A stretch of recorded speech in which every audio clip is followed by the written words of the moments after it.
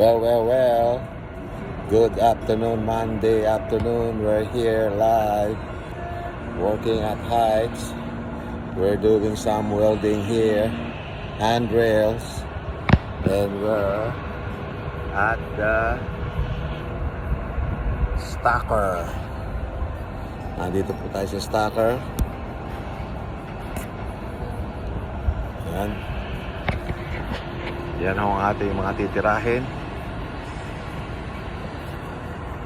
Nandito to sa stacker.